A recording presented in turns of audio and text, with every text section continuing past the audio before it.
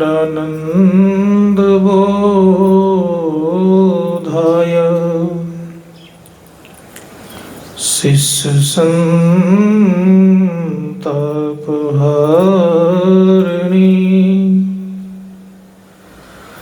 सच्चिदानन्दरूपाय तस्मै श्री गुरुवे नमः। मंगलमूर्ति सतगुरु मिलवै सर्वाधार।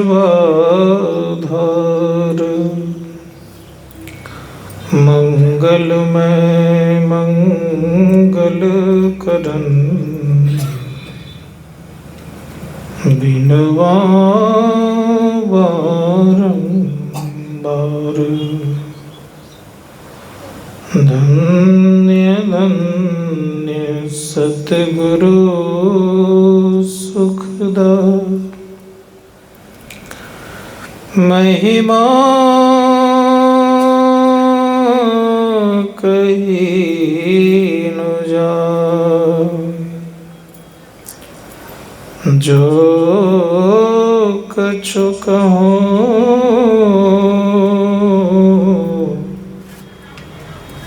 तुम्हारी कृपा। मोते कछु न बसा।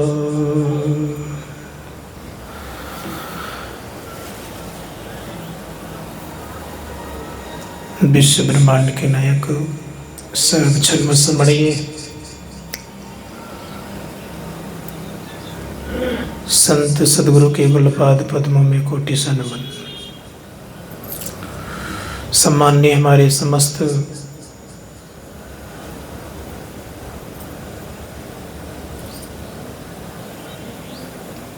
श्री राम नरेश बाबू के स्वजन परिजन, समवेत समादरणीय सज्जन वृंद, आदरणीय माताओं तथा भक्तिमती बहनों,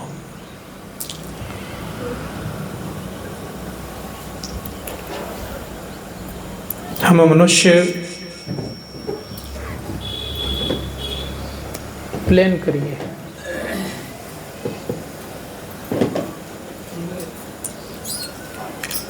मनुष्य शरीर में हम लोग आए हुए हैं।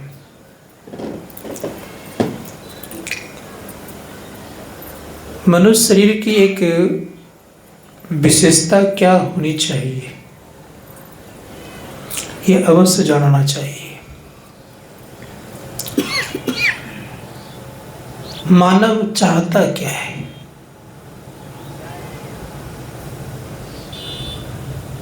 अगर प्रत्येक व्यक्ति से पूछेंगे तो कहेंगे कि मानव चाहता है सुख।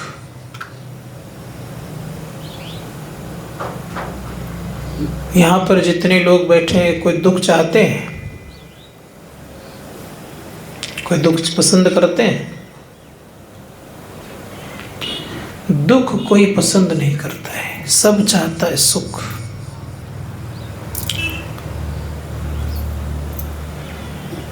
केवल मानव का ही स्वभाव नहीं है सुख। जितने संसार में प्राणी हैं, सब के सब चाहते हैं सुख। सुख पाने का उपाय भी करते हैं, प्रयास और प्रयत्न भी करते रहते हैं। यहाँ तक कि अपने अर्जित ज्ञान के आधार पर वो प्रयास करते हैं। जिनको जितना ज्ञान होता है वो उतना ही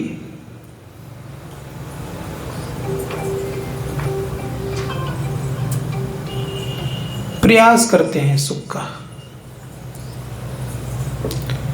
धर्मशास्त्रकार कहते हैं कि मानव को सुख चाहिए, लेकिन सुख मिलेगा कैसे? कोई तो उपाय होना चाहिए ना। जिस तरह ये खोजते हैं सुख, उस तरह का सुख इन्हें संसार में मिलना बड़ा कठिन काम लगता है। कैसा सुख खोजते हैं हम लोग? आज मिले कल नहीं, या 1 घंटा सुख मिल जाए फिर 5 घंटा दुख, ऐसा को खोजते हैं? सबकी इच्छा होती है कि शाश्वत सुख मिले, नित्य सुख मिले, एक बार सुख आ जाए तो फिर कभी जाए नहीं। ऐसा किसी को संसार में हुआ है कि किसी को एक बार सुख आ गया फिर कभी नहीं गया हो? संसार में किसी व्यक्ति को इस तरह हो नहीं सकता। इसीलिए भगवान राम को चिंता हो गई कि हमारे यहाँ की प्रजा अत्यंत सुखी है, सुखपूर्वक सभी प्रजा रह रही है, लेकिन यहाँ के बाद भी सुखपूर्वक रहे, यहाँ के जाने के बाद भी सुखपूर्वक रहे। तो भगवान राम ने सोचा कि एक बैठक बुलाई जाए, और एक बैठक बुला करके केवल प्रजागण को उपदेश नहीं किए उन्होंने, विचारिए किनको किनको किए। सबसे पहले उन्होंने गुरुजनों को बुलाया, क्योंकि बड़े लोग जब बैठते हैं ना तो छोटे लोग स्वतः सुनने के लिए इच्छुक होते हैं। तो पहले सबसे पहले गुरुजनों को बुलाया, विद्वानों अर्थात ब्राह्मणों को बुलाया, मुनिगणों को बुलाया, क्रम क्रम से बैठाया। ऐसा नहीं कि जहां मन तहां बैठ जाए, ऐसा नहीं। गुरुजन, मुनिजन, विप्रगण, प्रजागण। अब बैठा के क्या कहते हैं? भगवान राम कहते कि सुनहु सकल पुरजन मम बानी। हे पुरवासियों, मेरी बातों को सुनो। सुनने के लिए कह रहे हैं और सुना रहे हैं क्या? तो दूसरे जगह कहते हैं कि ज्यों परलोक यहाँ सुख चाहूं, सुनी मम बचन हृदय लगाऊं। का परलोक में और यहाँ से मतलब इस संसार में, यह लोक में। अब परलोक मतलब उस लोक में। कहा परलोक में और यहाँ अगर सुख चाहते हैं तो मेरे वचनों को सुनिए। क्या सुना रहे हैं? सबसे पहले सुनाया कि तुम्हारा ये शरीर कितना अनमोल है। सबसे पहली बात कह रहे हैं। भगवान राम कहते हैं कि मैं आपको राजा की हैसियत से नहीं कह रहा हूं, और ये भी मैं दबाव नहीं डाल रहा हूं कि आप करो ही, लेकिन आप प्रेम पूर्वक सुनो। पहले सुन करके समझो और विचारो कि क्या कह रहा हूं मैं, और जो तुम्हें अच्छा लगे वही काम करना, लेकिन सुनो पहले। अब सुना रहे भगवान राम किसके संबंध में? मनुष्य देह के संबंध में। और मैं इस बात को सदैव कहता हूं कि मानव अगर अपने संबंध में केवल जान जाए तो उनके द्वारा कोई गलत काम नहीं होगा। केवल अपनी विषम समझे हो कि मैं कौन हूं, इस मानव देह में मैं कौन हूं, और मानव शरीर कितना अनमोल है, इसको विचार करके देखिए। तो भगवान राम कहते हैं कि बड़े भाग मानुष तनु पावा, सुर दुर्लभ सब ग्रंथ है गावा। कहिए मनुष्य का शरीर बहुत दुर्लभ है। किनको दुर्लभ है? केवल मानव को दुर्लभ नहीं है, का सुर दुर्लभ सब ग्रंथ ही गावा। सुर मतलब होता है देवता, ये देवताओं को भी दुर्लभ है। अब सोच करके देखिए कि जिस शरीर को हम लोगों ने पाया है और वह शरीर के लिए देवता ललायित है, वह शरीर उनके लिए दुर्लभ है। किनके लिए? देवता के लिए। और उन देवता की हम पूजा करते हैं, आराधना करते हैं, उनसे कुछ विनती करते हैं, उनसे कुछ मांगते हैं। भगवान राम क्या करें? ये देवताओं को दुर्लभ है। अब दुर्लभ वाले से मांगेंगे कि जो दुर्लभ ने उनसे, किन से मांगेंगे? विचार कर देखिए, किन से मांगेंगे? जबकि दुर्लभ शरीर मेरा है, उनका शरीर तो नहीं है ना। अब मांग किन से रहे हैं हम? दुर्लभ वाला किन से मांग रहे हैं जो कि दुर्लभ नहीं है। ये विचारणीय विषय है मानव के लिए। मनुष्य का शरीर दुर्लभ है और जो दुर्लभ वाला शरीर नहीं है उनसे हम मांगते हैं। ये हंसी की बात है कि नहीं है? संत महात्मागण कहते हैं कि इसमें है क्या क्या? का किसी मंदिर में 2 4 5 देवता होंगे, 5 हो जाए, 10 हो जाए, ये 15 हो जाए, 20 हो जाए, लेकिन आपके शरीर में कितने देवता हैं? धर्मशास्त्रकार कहते हैं कि जितने प्रकार के देवता हैं सब देवता आपके शरीर में विद्यमान हैं। जितने तीर्थ हैं सभी के सभी तीर्थ आपके शरीर में विद्यमान हैं। दुनिया में ही नहीं, तीनों लोक में जितनी विद्याएं हैं सारी विद्याएं आपके शरीर में मौजूद है, विद्यमान है। इसीलिए ज्ञान संघ तंत्र कहता है कि देहस्था सर्व विद्याश्च, देहस्था सर्व देवता, देहस्था सर्व तीर्थाणि गुरुवाक्यं लभ्यते। का सारे तीर्थ, सारी विद्याएं और सारे देवतागण कहाँ हैं? आपके देह में अवस्थित है। इतना बड़ा दुर्लभ शरीर है। इस शरीर को भगवान शिव ने क्या कहा? भगवान शिव कहते हैं कि जो तुम पूजा करते हो, जिसको तुम शिवलिंग मानते हो, मेरी बात सुनो, मैं किसको शिवलिंग मान रहा हूं? भगवान शिव कहते कि बिंदुनाद महालिंगम शिव शक्ति निकेतनम देहं शिवालयं प्रोक्तम सिद्धम सर्वदेही नाम। का बिंदु और नाद जो है ये महालिंग है। ये तो लिंग है, ये क्या है? महालिंग है। बिंदुनाद महालिंगम शिव शक्ति निकेतनम। निकेतन मतलब घर। इस शिव और शक्ति का घर है। देह को शिवालय कहते हैं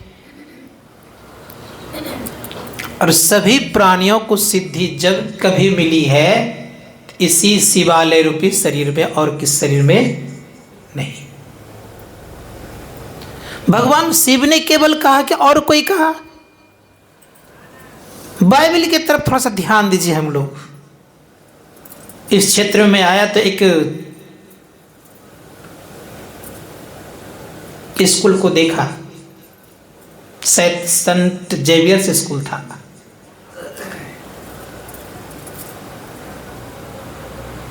बाइबल क्या कहता है? बाइबल कहता है human body is the highest of temple of God. मनुष्य का शरीर सबसे बड़ा मंदिर है। किनका? परमात्मा का मंदिर है, हाईएस्ट टेम्पल ऑफ गॉड। ईश्वर का सबसे बड़ा मंदिर कोई है, कौन सा है? मानव शरीर है। अब विचार करके देखिए कि मानव शरीर को क्या बनाना चाहते हैं? मंदिर कि कब्रिस्तान कि जहां पर शराब बिकता है उसको क्या बोलते हैं? क्या बनाना चाहते हैं? मंदिर बनाएंगे तो पूजा होगी, कब्रस्थान बनाएंगे तो वहां पर मुर्दा गाड़े जाएंगे, और कहीं अगर शराब खाना बना दिया तो झगड़ा भी होते रहेगा, हरदम टेंशन भी होते रहेगा, परेशानियां बढ़ेगी, दुख भी आएगा। बनाना क्या है, निर्भर करिए क्या बनाना चाहते हैं। संत महात्मा गण कहते हैं कि मंदिर बनाएंगे तो पूजने योग्य हो जाएंगे। इन्होंने मंदिर बनाया, आज पूजा कर रहे हैं ना। हम आपको भी मंदिर बनाने की ताकत है, हम आप भी शरीर को मंदिर बना सकते हैं। धर्मशास्त्रकार कहते हैं कि अगर मंदिर आपने बना दिया तो केवल आपके परिवार के लोग ही नहीं, जिन जिन लोगों को पता चलेगा कि उन्होंने मंदिर बना लिया वो आपके आदर और सम्मान करेंगे। और कौन नहीं चाहते कि मेरा आदर और सम्मान हो? कोई चाहते कि मेरा अपमान हो? संत महात्मा गण कहते हैं कि मंदिर बनाइए। मंदिर कैसे बनता है? आपके द्वारा मंदिर बना हुआ है, आपने ही सीमेंट दिया है, सरिया दिया है, ईंट दिया है, बालू दिया है, और आपके द्वारा निर्मित है। लेकिन अफसोस ये है कि आपके द्वारा निर्मित होते हुए भी उसमें आप कुछ गलत चीज खा करके नहीं जा सकते। लेकिन इस शरीर को आपने नहीं बनाया है, स्वयं ईश्वर ने बनाया है। और ईश्वर ने बनाया है और फिर भी इसमें हम गंदे चीज डालते हैं, तो बताइए किन का अपमान कर रहे हैं आप ईश्वर का अपमान कर रहे हैं कि नहीं कर रहे हैं? जिन्होंने बनाया उनका अपमान कर रहे हैं कि नहीं कर रहे हैं आप? इसीलिए सोचना पड़ेगा कि मानव शरीर कितना दुर्लभ है, कितनी पूंजी आपके पास है पता है? संत कबीर साहब से मैं पूछना चाहूंगा कि कितनी पूंजी आप को पता है इस शरीर में दिया गया भगवान ने, ईश्वर ने कितनी पूंजी दी है? कबीर साहब कहते हैं, संत कबीर साहब कहते हैं, ऐसे महंगे मोल का एक श्वास जो जाए, 14 लोक पटना तरह काहे धूल मिलाए। एक लोक नहीं 14 लोक कह रहे हैं। एक लोक की संपत्ति कितनी होगी? कोई गणना कर सकते हैं? 14 लोक है, और 14 लोक को एक तराजू पर रख दिया जाए, या किसी को कहा जाए कि 14 लोक के मालिक हैं, मैं उसको मैं देता हूं, और मेरे जो श्वास चले गए हैं उसको लौटा दिया जाए। एक श्वास का इतना कीमत है, एक श्वास का इतना कीमत है। और क्या करें? 14 लोक की संपत्ति कितनी होगी, और एक श्वास देंगे तो इनके बराबर नहीं हो सकता, लौटा कोई दे नहीं सकता। संत कबीर दूसरे जगह कहते हैं, कहता हूं कहीं जात हूं, कहां बजाऊं ढोल, श्वासा खाली जात है 3 लोक का मूल। 3 लोक की संपत्ति दे दीजिए, तब भी आपका एक श्वास को जोड़ करके जोड़ नहीं सकता, लौटा नहीं सकता। सिकंदर को लोग विश्व विजेता कहता है, सबको पता है। भारत पर जब चढ़ाई करने सिकंदर आया, ईरान का बादशाह था, जब भारत आ रहा था तो सिकंदर को उनके गुरु अरस्तु ने कहा कि तुम जा रहे हो भारत, वहां एक गंगा नदी बहती है, बहुत पवित्र जल है, दूसरे में एक महात्मा बड़े ही त्यागी होते हैं। इन दो को तुम जरूर लाना। सिकंदर ने गुरु की बात को मान करके सर्वप्रथम महात्माओं से मुलाकात की। उन महात्मा का नाम था दंडायन ऋषि। सर्वप्रथम दंडायन ऋषि के पास एक सिपाही को भेजा। खाली हाथ नहीं भेजा, कुछ हीरे और जवाहरात इत्यादि को लेकर के कहा कि जाके कहो कि सिकंदर भेंट मांग रहा है। लेकिन व्यास नदी के पास रहते थे, चारों तरफ जंगल ही जंगल था।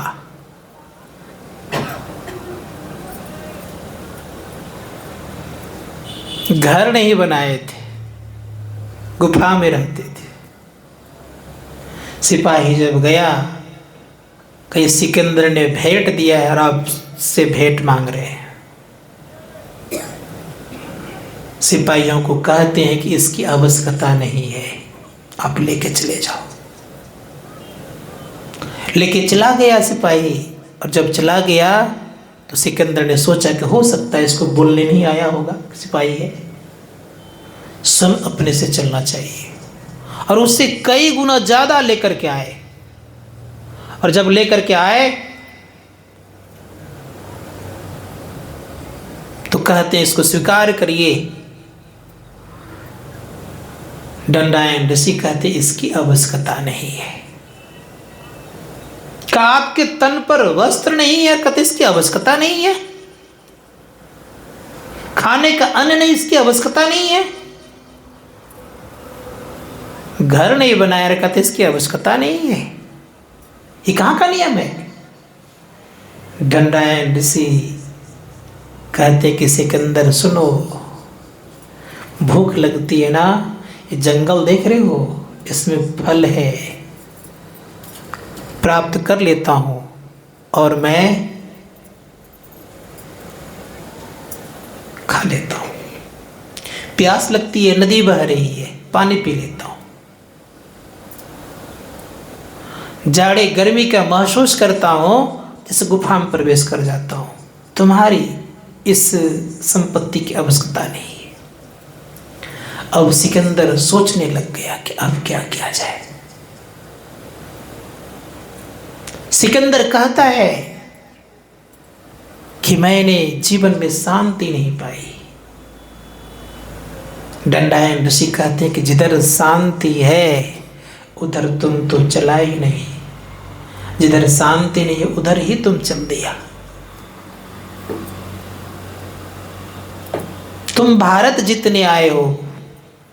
सिकंदर याद रखना, आज से तुम्हारी मात्र में 120 दिन आयु बची हुई है।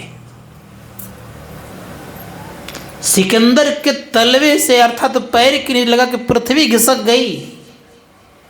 सिकंदर से कहते हैं दंडायन ऋषि कि सुनो, तुम अपनी मां से मुलाकात नहीं कर पाओगे। सिकंदर लौटता है और उनके साथ में बहुत डॉक्टर, बहुत वैद्य, सबों से कहा कि केवल मेरी मां से मुलाकात करा दो, मैं आधी संपत्ति दे दूंगा। सारे डॉक्टर और वैद्य ने कहा कि मुझ में एक श्वास जोड़ने की ताकत नहीं है, आधी संपत्ति कौन कहे, पूरी संपत्ति आप दे देंगे तब भी मैं एक श्वास नहीं जोड़ सकता। अब सिकंदर कहता, अगर मैं जानता कि एक श्वास का इतना कीमत है तो संसार को कमाने में नहीं लगाता, मैं अपने आप को जानने के लिए लगा देता। विचार करिए, एक सम्राट कर रहा है,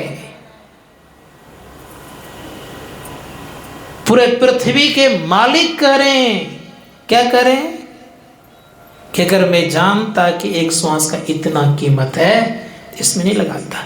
भगवान राम उपदेश कर रहे हैं कि बड़े भाग से ये मानव का जीवन मिला है। विचारो कितना तुम अनमोल हो, तुम्हारे में कितनी पूंजियां परमात्मा ने डाल के रखी है। कितनी संपत्ति तुम्हारे भीतर में है, तुम सब कुछ से संपन्न हो, मेरे जैसे हो, अब फिर भी तुम ललायित हो, दुख में हो। ये तुम्हारी क्या है मूर्खता नीति, क्या है? भगवान राम कहने लगे कि तुम साधन संपन्न हो, साधन धाम, ये साधन धाम मोक्ष कर द्वारा पाइनो जही प्रलोक सवारा। ये शरीर साधना का धाम है और मोक्ष का द्वार लगा है। सबसे बड़ी बात तो यह है कि मोक्ष का अर्थ ही होता है छुटकारा, सभी चीजों से छुट्टी हो जाना, उसका नाम है मोक्ष। और इसमें उसका द्वार लगा हुआ है, एक विशेषता है। और किसी शरीर में मोक्ष का द्वार लगा हुआ नहीं है। संत महात्मा गण कहते विचार करके देखिए कि जीवन में कितना जरूरत है आपके लिए मानव जीवन, कहाँ हम लोग खपा रहे हैं। एक महात्मा ने बड़ा सुंदर शब्दों का प्रयोग किया, उन्होंने कहा हीरा हेरा गयो कचरन में। कचरे के डब्बे में मत इसको डाल दीजिए, आपका बहुत अनमोल जीवन है ये। सोचिए, भगवान राम कहते हैं कि साधन संपन्न व्यक्ति अगर साधन के लिए दौड़े तो उचित नहीं है। मान लीजिए मेरे पास, उदाहरण दे रहा हूं, आपके पास कई कार है और आप कार के लिए दूसरे से हाथ फैलाएं तो उचित है क्या? नहीं उचित है। आपके पास सब कुछ है और आप कहें कि मेरे पास कुछ नहीं है, ये उचित है क्या? भगवान ने प्रत्येक मानव को संपन्न बनाया है, लेकिन अफसोस ये है कि अपने जगह से हट गए। एक राजकुमार था, कुछ पैसा लिया, विदेश चल दिया। विदेश चल दिया तो विदेश उसको थोड़ा सा अच्छा लगा, क्योंकि उस विदेश में आँख को देखने वाला, आँख को सुख लगने वाला बहुत सारी वस्तुएं थी, कान को सुनने वाला बहुत सारी चीजें सुनाई पड़ती थी, जीव को स्वाद लगने वाला बहुत सारी चीजें खाने पीने के, शरीर से स्पर्श लेने वाला सुख जो होता है वो बहुत सारे, नाक से गंध लेने वाले अच्छे अच्छे विचारधारा के, वो विचारधारा के लोग भी आते थे, वो खुशबू लगा के आते थे, तो उसको अच्छा लगा। जब तक पैसा था रहा, लेकिन अब वो चाहता था कि यहाँ से मुझे जाना नहीं है, वहीं रह गया। पैसा रहा नहीं तो क्या करेगा वो? तो किसी होटल में बेचारे बर्तन मांजने लग गए, सफाई करने लग गए, कि ताकि भोजन तो चाहिए ना, कि नहीं चाहिए। संत महात्मा गण कहते हैं कि संजोग से उसी राज्य, उसी देश में एक महात्मा जी का निमंत्रण हो गया था। महात्मा जी को बुलाए थे, महात्मा जी कथा प्रवचन करने के लिए उस देश को बुलाया गया था। तो उसी होटल में ठहरा। उस महात्मा जी के द्वारा वो पहचाने जाते थे, जानते थे राजकुमार है। जैसे उस होटल में ठहराया गया तो भोजन लेके वो आया, कहा तुम यहाँ?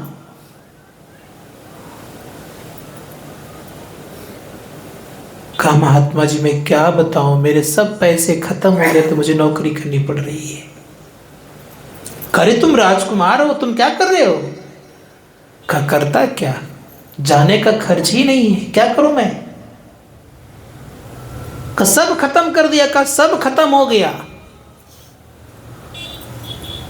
अब चिंता हो गई उन महात्मा जी को। महात्मा जी सोचने लग गए कि कहाँ ये फंस गया, ये था ये राजकुमार, यहां बर्तन साफ कर रहा है, वेटर का काम कर रहा है ये, क्या करने लग गया ये।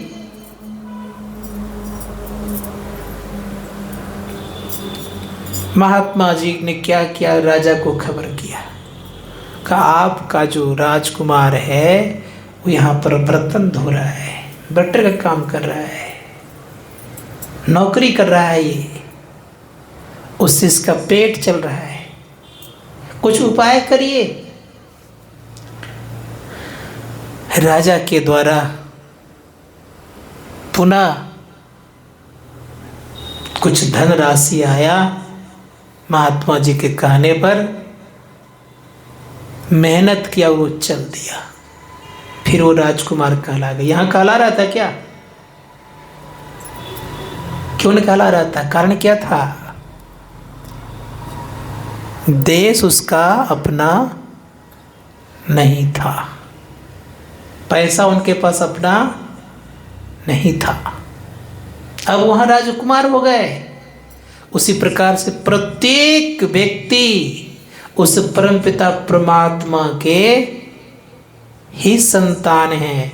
परमात्मा अत्यंत सुखी हैं, तो हम आप दुखी क्यों। परमात्मा सुख के सागर हैं, तो हम आप दुख के सागर में क्यों। क्या कारण है, कारण यह है कि जिस देश में हमारे पिता रहते हैं वहाँ हम नहीं है, इसी कारण से हम दुखी हैं। क्या करना पड़ेगा, करना यह पड़ेगा कि हमें वहाँ जाने के लिए प्रयत्न और प्रयास करना पड़ेगा। चल देंगे तो वही हैं। संत महात्मागण कहते हैं कि चलना चाहिए, चलने का उपाय करना चाहिए। और उपाय कैसा, तो बड़े प्रेम से कहते हैं कि बस केवल ख्याल करना है और चल देना है। तो भगवान श्री राम कहते हैं कि शरीर साधनों का धाम है, मोक्ष का द्वार लगा हुआ है। चलिए, साधन धाम मोक्ष कर द्वारा, पाइनु जही परलोक सवारा, सो प्रत्र दुख पावहीं, सिर धुनि धुनि पचताय, काल ही कर्म ही ईश्वर ही मिथ्या दोष लगाए। हम लोग एक क्या कम करते जानते हैं, कहते मेरे कर्म में लिखा हुआ नहीं है। एक तो कर्म को कोसते हैं, दूसरे में क्या कहते हैं, मेरे पास समय नहीं है। तीसरे में क्या कहते हैं, ईश्वर ने मुझे वैसी बुद्धि नहीं दी। ये झूठ दोष है कि नहीं है। एक ताश खेलने वाले से पूछिएगा, वो भी कहेगा मेरे पास समय नहीं है। गलत बोल रहा है कि झूठ बोल रहा है, वो क्या बोल रहा है, वो सही बोल रहा है। ताश खेलने वाला कहते मेरे पास समय नहीं है। एक श्रावी से पूछिएगा तो शराब पीने वाला श्रावी कहेगा कि मेरे पास समय नहीं है। गलत बोल रहा है कि नहीं बोल रहा है। धर्मशास्त्रकार कहते हैं कि अगर ऐसे बोलते रह गए तो आपका जीवन एक दिन खोखला हो जाएगा, कोई नहीं पूछने वाला होगा। आप सीधे कहाँ जाएंगे पता है, 84 लाख प्रकार की योनियों में घूमेंगे। क्या होगा मालूम है, दुख पाएंगे। कैसा दुख, संत कबीर कहते हैं बड़े सुंदर शब्दों में, संत कबीर साहब ने कहा, ऐसो जन्म नहीं पई हो मंतु, ऐसो जन्म नहीं पई हो रे, अब करें सूकर स्वान चराचर पशुआ, जन्म जन्म दुख पई हो रे। सूखी तृण आगे धर दिन्ना, घास भूसा नहीं पे मेरे। कभी कोई देखते होंगे जब बहुत व्यस्त रहते हैं क्या करते हैं, 2-4 गो पुआल का जो पुलंडा है वो डाल देते नाद में, चिवाते रहिए। होता है कि नहीं ऐसा, करते कि नहीं ऐसा माल जाल को। वही कर, सूखी तृण आगे धर दिन्ना, घास भूसा नहीं पे मेरे। बेसी अगर ताकतवर क्या करते हैं, खैची के रास्ता खूटा में बांधत पर मुख देख सिरे वेरे, भारी बोझ पीठी पे लादत, पंथ चलत दुख पे वेरे। और नहीं चलता तो क्या करते हैं? कहते हानिक हुरा कोखा में मारत, हुकरी हुकरी पछते वेरे। मेरी वाणी नहीं है। और आगे क्या कहा उन्होंने? धन संपत्ति अगर इसी के चलते रह गए जीवन मेरा तो बड़ा दुख, कड़े वचन का प्रयोग कर रहे हैं। कर धन संपत्ति डाकू ले जाए तो संत सेवा कब कर वेरे, कहे कबीर सुनो भय साधु, चल ही के बेरी पछते वेरे। पछताना पड़ेगा, पछताना ना पड़े इसके लिए भजन कर लीजिए। भगवान राम कहते हैं अब यही तन कर फल विषयन भाई, स्वर्ग हो स्वल्प अंत दुखदाई। हे भाई, इस शरीर का फल विषय भोगना नहीं है। विषय कितने हैं? विषय हैं 5, रूप, रस, गंध, स्पर्श और शब्द। इन 5 विषयों को भोगते रह गए तो क्या विशेषता आप में है? कोई खास विशेषता आपकी नहीं है। इतना काम तो सब कोई करता है। ज्ञान संत तत्व में आया है कि इतना काम सब कोई करते हैं। कौन कौन? तो कहा आहार निद्रा भय मैथुनन च, समान में तत् पशुभिर नरानाम, ज्ञानान हीनो विशेषो अधिको, ज्ञानान हीना पशु भी समाना। कह रहे हैं कि आहार, निद्रा, भय और मैथुन, भोजन कौन नहीं करते? सभी करते हैं। नींद कौन नहीं लेते हैं? सबके सब जीव लेते हैं। किसको डर नहीं है? सबको डर है। और संतति उत्पन्न कौन नहीं करते हैं? का ये 4 काम में ये रह गए तो का समान में तत्व पशुभिर नरानाम, आप में और पशु में कोई विशेषता नहीं है, बराबर हैं। बराबर बनना चाहते हैं, विशेष होना चाहते हैं? क्या होना चाहते हैं? बोलिए। अगर इसी में रह गए तो बराबर हैं। अब करें ज्ञानान हीनो विशेषो अधिको, अगर ज्ञान से आप विशेष हैं तब तो ठीक है। और ज्ञान से विशेष नहीं, इतने में है का पशु भी समान, अर्थात पशु के समान आप हैं। कड़े वचनों का प्रयोग किया। इसीलिए संत महात्मा गण कहते हैं कि आपस में प्रेम से रह करके जीवन को एक नया दिशा दीजिए और अपने कर्तव्य को समझिए कि हम मनुष्य जीवन में आए हैं। मनुष्य का क्या कर्तव्य है? सबसे महत्वपूर्ण कर्तव्य जो है आज सबको सुन लीजिए। संसार बनाना मनुष्य का मुख्य कर्तव्य नहीं है।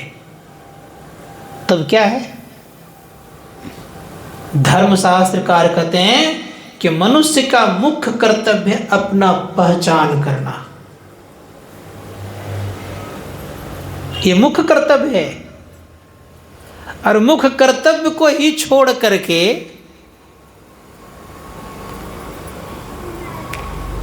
और छोटे मोटे कर्तव्य का निर्वहन करें तो संत कहते हैं कि ये उचित काम नहीं कर रहे हैं। इन्हीं कर्तव्यों को लेकर के सबका आप कर्तव्य निर्वहन करिए। आप किसको देना है फर्स्ट प्रायोरिटी? धर्मशास्त्रकार कहते फर्स्ट देना है अपने को जानने में।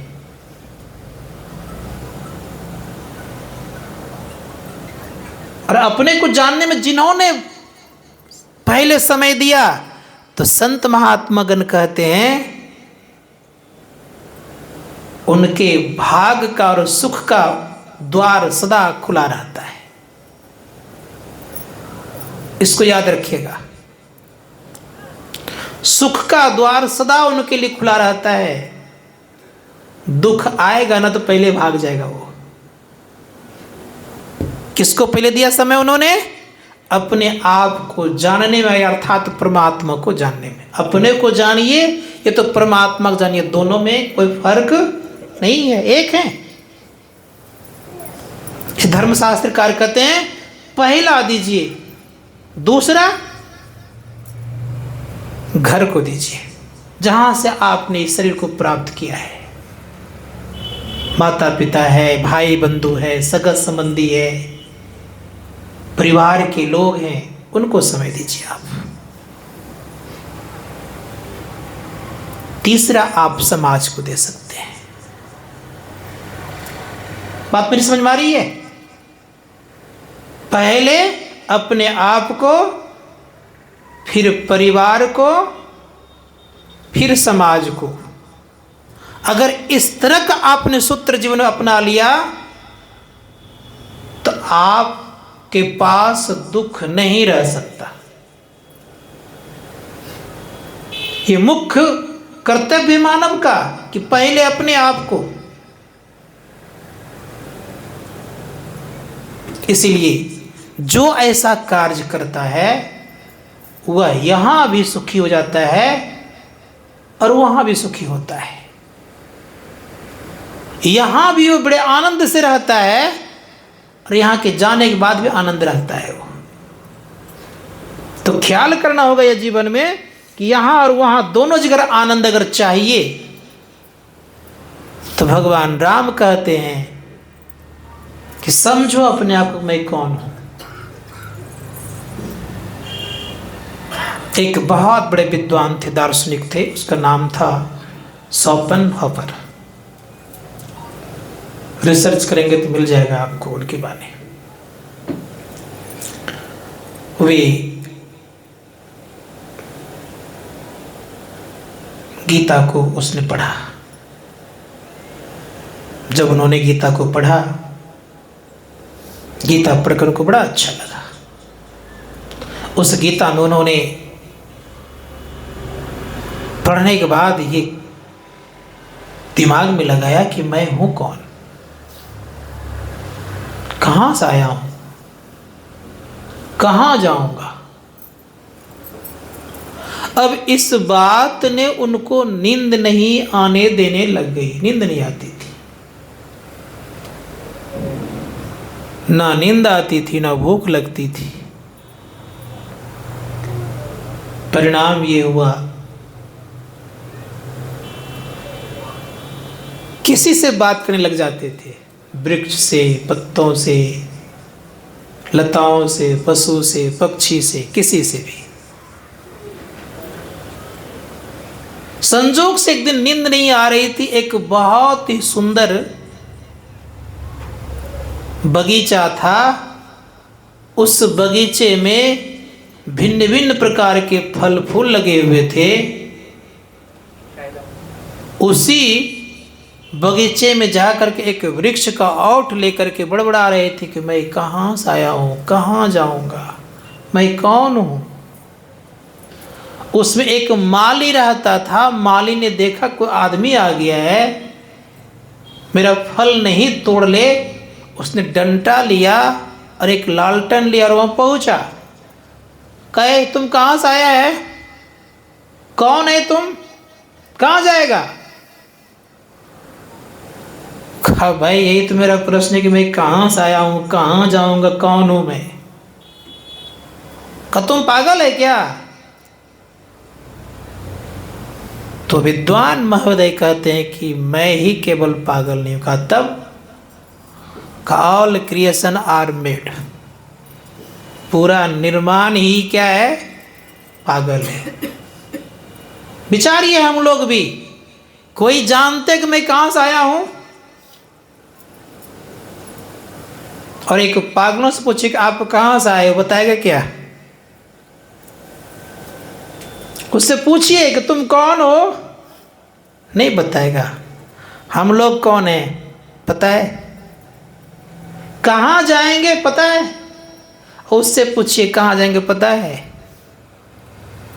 तो बताइए हमारे और पागलों में क्या फर्क है, कोई फर्क है। संत महात्मा गण कहते हैं जब तक ये पता ना लगा लें कि मैं कौन हूं, कहां से आया हूं, कहां जाऊंगा, तब तक हम लोगों की बुद्धि प्रमार्जित नहीं है। और जिस दिन ये पता लग जाएगा तब हम ज्ञानी हो जाएंगे।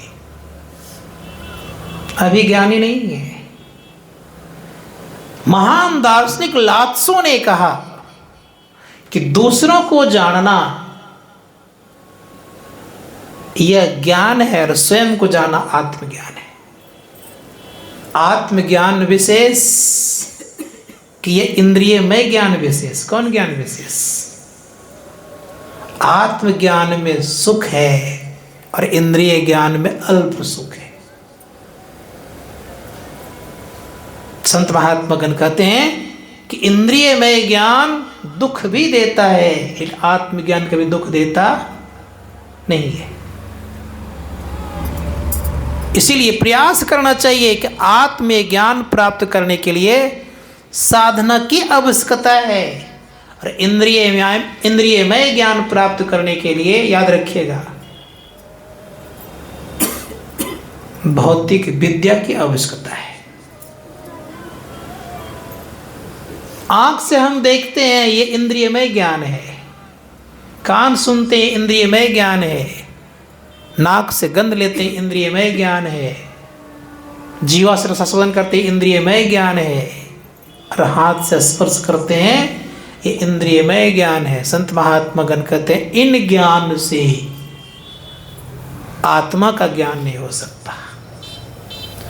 इस ज्ञान से अपने आप को नहीं जान सकते। संत कहते हैं कि जब तक अपना ज्ञान नहीं होगा तब तक दुखों से मुक्त नहीं हो सकते। जब तक अपना ज्ञान नहीं होगा तब तक शाश्वत सुख की प्राप्ति नहीं हो सकती। इसलिए अपना ज्ञान प्राप्त किए बिना कोई संसार में पूर्ण सुखी नहीं हो सकता। धर्मशास्त्रकार कहते हैं पूर्ण सुखी अगर होना चाहते हैं तो अपने ज्ञान की तरफ बढ़िए। इसलिए गुरु माया ने कहा चलो चलो यही पथ हाकत दृष्टिरथ का, इस पथ पर चलिए और दृष्टि रूपी रथ को हाँकिए, मतलब चलाइए। दृष्टि रूपी रथ पर अगर सवार नहीं हो पाएंगे तो अपने घर के तरफ या अपने निजी ज्ञान के तरफ नहीं बढ़ सकते। तो क्या करना पड़ेगा? दृष्टि रथ को समझिए कि मानव शरीर में क्या नहीं है। अभी हम लोग याचना करते हैं, संत कहते हैं याचना करने की आवश्यकता नहीं है। तुम्हारे भीतर परमात्मा ने बहुत कुछ डाल दिया है, केवल तुम उस स्थान पर पहुंचो। कहाँ? हम लोग अभी स्थूल जगत में हैं, याद रखिएगा। थोड़ा सा मैं आता हूं साधना संबंधी बातों पे। स्थूल जगत में हैं, स्थूल संसार का ज्ञान हो रहा है। जिस दिन हम लोग सूक्ष्म जगत में जाएंगे सूक्ष्म संसार का ज्ञान होगा, और सूक्ष्म संसार ज्ञान होगा तो क्या होगा? सूक्ष्म संसार में ही देवतागण हैं, उसका दर्शन आप कर सकते हैं। जिस तरह से हमको आप लोग देख रहे हैं, अब मैं आप लोगों को देख रहा हूं, सूक्ष्म जगत में जाएंगे तो ऐसी स्थिति हो जाएगी। और एक बात तो विशेष रूप से यह है, आप लोगों को शायद किन्हीं ने सुनाया कि सुना पता नहीं, हम लोग सबके सब भाई हैं। देवता भी भाई हमारे, हमसे बड़े हैं, वो इतने ही अंतर है, लेकिन वो ईश्वर नहीं है। भाई हैं, उन्हें भी ईश्वर का पता नहीं है और हमें भी पता नहीं है। इतना अंतर यह है कि वह सूक्ष्म लोक में है, हम स्थूल लोक में हैं, अर्थात हम मृत्यु भुवन में हैं, वह स्वर्ग में। इतने अंतर है, लेकिन हैं तो वो भाई हमारे। भाई को पिता नहीं कहता, कहता है क्या? पिता तुल्य हो सकता है, लेकिन पिता नहीं कह सकता। लेकिन हम लोगों ने आयन तक यही मान करके बैठे हैं कि उन्हीं की पूजा करना मेरा जीवन का सार्थकता है। लेकिन धर्मशास्त्र कार्य कहते ये सार्थकता नहीं है। और ऐसी स्थिति अगर बनी रह गई तो कहाँ जाएंगे? कबीर साहब फरमान करते हैं कि सुनो, भाई की पूजा कर लोगे तो क्या करेगा? तुमको एक टुकड़ा कुछ दे सकता है, लेकिन सर्वस्व लिख करके वो नहीं दे सकता। दे सकता है? नहीं ना। लेकिन परमात्मा और भी पिता की पूजा कर लेंगे तो सब कुछ आपको दे देंगे। उनको प्रसन्न करने की जरूरत है केवल। अगर वो प्रसन्न हो गए तो सब कुछ मिल जाएगा, क्योंकि इनके पास जितना रहेगा उतने देगा आपको। चल देगा वो जितना, उतने ही दे सकते हैं, ज़्यादा कुछ दे सकते हैं, लेकिन उनके पास सब कुछ है। इसीलिए उनको जानने का प्रयास कीजिए। तो मैं कह रहा था कि आपके प्रत्येक अंग अंग में बैठे हुए हैं, और जब प्रत्येक अंग अंग में बैठे हुए हैं तो नियम कहता है कि हम लोग को दिखना भी चाहिए, लेकिन इस दृष्टि से देखने का प्रयास करिएगा, इस स्थूल जगत में प्रयास करिएगा तो नहीं दिखेगा। आपके घर में भी रहेगा, नहीं दिखेगा। तो ऋषि मुनिगण कहते हैं कि जीवन में कल्याण चाहते हैं तो कोशिश कीजिए कि हम क्या करें कि मानव समझे हम। और ये मानव जन कहाँ समझ में आती है बात? तो कहा तब समझ में बात आएगी कि जब आप भीतर चलेंगे। तो हमारे गुरु महाराज कहते हैं कि मानव का मुख्य उद्देश्य क्या? तब करें गुरुदेव, यही मानुष दे समैया में करो परमेश्वर में प्यार। परमेश्वर से प्यार करते हैं तो मानव जीवन को आप समझ रहे हैं, और उनसे अगर आप दूरी बना कर रखे हैं तो नहीं समझ पा रहे हैं। उनसे स्नेह करिए, और जो उनसे स्नेह नहीं करते क्या होता है? प्रत्येक लोग, प्रत्येक व्यक्ति जानते हैं, याद रखिएगा, प्रत्येक व्यक्ति जानते हैं या कि हम सबसे श्रेष्ठ हैं अन्य जीवधारियों से। ये सब को सब जानते हैं। और जानबूझ के अगर गलती करें तो क्या होगा परिणाम? एक प्रसंग सुनाता हूं मैं आप लोगों को। एक गधा चराने वाला व्यक्ति था, गधा चरा रहा था। संजोग चराते चराते पहाड़ पर जब गया तो एक पत्थर मिला। खूब सुंदर पत्थर था वह पत्थर बहुत चमकता था। उस पत्थर में एक छेद था। उसने क्या किया, एक धागा डाला और सबसे आगे चलने वाला जो गधा था उसके गले में बांध दिया। जा रहा था,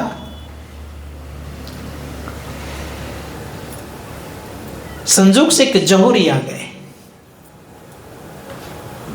जौहरी ने देखा इतना कीमती पत्थर है, ये बेच देगा तो मालो माल बन जाएगा। ये कहाँ पड़ गया है? ये लगता है इसको ज्ञान है नहीं, पहचान ही नहीं है। क्यों नहीं इससे ले लिया जाए? कहे भाई सुनो, कहा क्या? कहा 1000 में पत्थर जो गधे गले में बांधे वो दोगे? उसने दिमाग लगाया, बिना पूछे पाछे ये 1000 रुपया दे रहा था, सब कुछ ज़्यादा दाम है। उसने 1000 बढ़ा दिया, कहा 2000 लेंगे। लेकिन वो भी कम कंजूस था नहीं, कहा 1000 में देना है, 2 में चला। तो भी कहा तब मैं भी चला, तो भी चल दिया।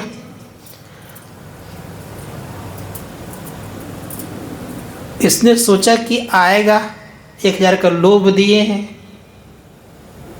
आया नहीं। जो ही आगे बढ़ा एक जौहरी उधर से और आ रहा था, उसको भी उस पत्थर पर दृष्टि पड़ी और पड़ते ही कहते, भाई गले में जो बांधे हो गधे गले में दोगे? कहा 2000 रुपये लेंगे। कहा लो ना, दिया और लेकर के खोल करके जाने लगा। और तब तक ये पहुंच गया वहाँ, ये जौहरी। कहा अरे पत्थर क्या किया? कहा 2000 लिए और चला गया। कहा अरे उसका बहुत दाम था। कहा कितना? का लाखों में। तुम सच में गधा का गधा ही रह गया। वो गधा चराने वाले व्यक्ति कहते हैं कि बाबू सुनिए, मुझे तो इसका ज्ञान नहीं था, तो मैंने उसको 2000 में दे दिया। आपको तो ज्ञान था, आपने 1000 दाम लगा के नहीं ले पाए। हम तो ठहरे सच में गधा का गधा, और आप जान रहे तो आप क्या कहलाएंगे? प्रत्येक लोग जान रहे हैं कि हम मानव शरीरधारी सर्वश्रेष्ठ हैं, और सर्वश्रेष्ठ कार्य अगर नहीं होगा तो सर्वश्रेष्ठ कहलाएंगे? नहीं कहलाएंगे। सर्वश्रेष्ठ कार्य किए बिना सर्वश्रेष्ठ नहीं हो सकते। पेट भरने के ज्ञान केवल पेट भर सकता है, और आत्मज्ञान आपको परम सुख की प्राप्ति करा सकता है, परम सुख दे सकता है। इसलिए भौतिक विद्या का ज्ञान आपको पंच इंद्रिय वाला सुख देने में सक्षम है, लेकिन आत्मज्ञान परम सुख देने में सक्षम है। इसलिए क्या करना चाहते निर्भर आप पर है। आत्मज्ञान शाश्वत है, और भौतिक विद्या का सुख जो पंच ज्ञान इंद्रिय सुख है, ये शाश्वत नहीं, अल्प है, थोड़ा है, एक दिन दुख पाने वाला ज्ञान है। इसलिए विचार कर लीजिए क्या करना होगा।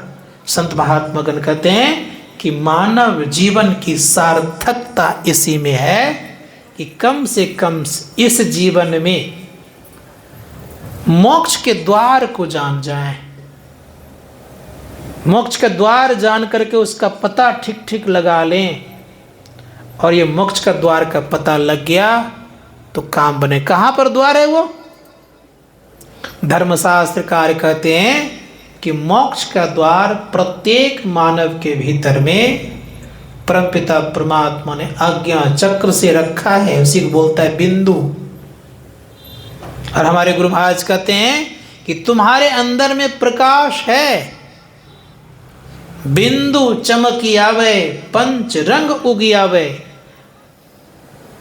उगता है। आगे भी कह रहे हैं गुरु महाराज कि तुम्हारे जीवन में बहुत कुछ है, और क्या है?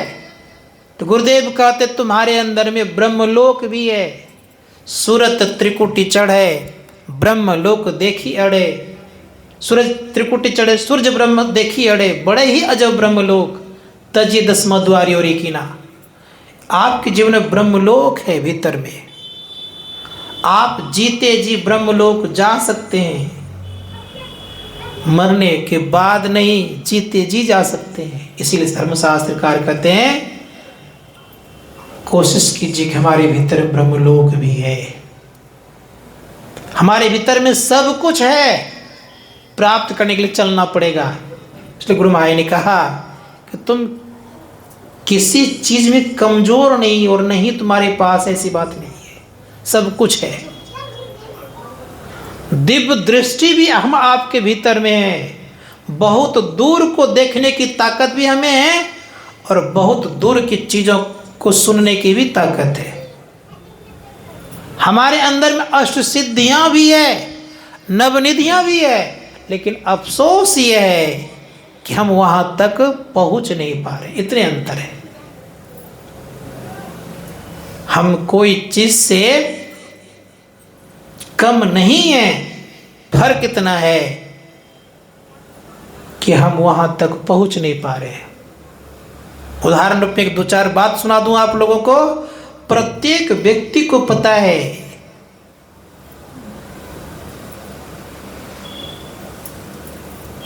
कि बैंक सबको अमीर बनाने के लिए तत्पर है, लेकिन बैंक से अमीर वही बनता है जो बैंक के नियम कानून और कायदे को जानता है, अब बैंक के पास बराबर जाना आना करता है।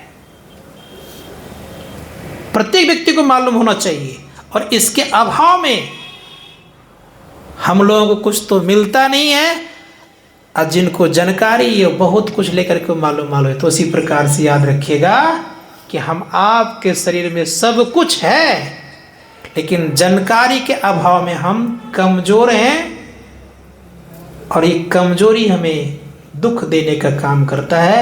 इसलिए जानने का प्रयास कीजिए, और जिस दिन जानने लग जाइएगा उस दिन सब कुछ आपको देने के लिए तत्पर सबको हो जाएगा। जिन देवताओं से नहीं मांगिएगा वो देवता भी कहेंगे ले लो, हम देने को तैयार हैं। ये स्थिति हो जाएगी। लेकिन हमें तो प्राप्त करना है क्या? उस परमपिता परमात्मा को। तो इन लोगों के चंगुल में रहना क्यों पड़ना है? इसलिए कोशिश कीजिए जीवन में कि अपने जीवन को उठाना है और परमपिता परमात्मा तक ले जाने के लिए परमात्मा ने जो मार्ग निर्धारित कर दिया है, बिंदु नाद, उसको पकड़ करके जीवन को सार्थक बनाना है।